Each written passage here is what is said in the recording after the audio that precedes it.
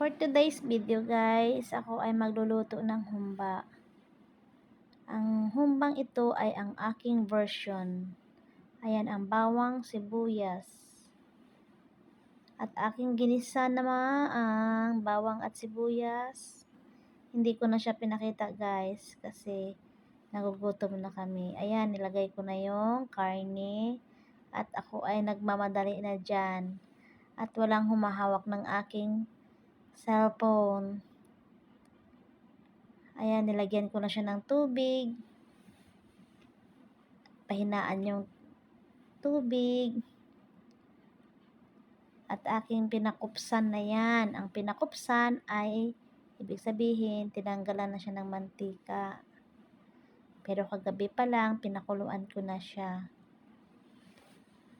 Yan, ang nilagay ko lang naman dyan ay ang black beans at saka asukal at toyo. Ayan po siya guys, pinakupsan, tinanggalan na siya ng mantika. Thank you for watching guys. Follow for more.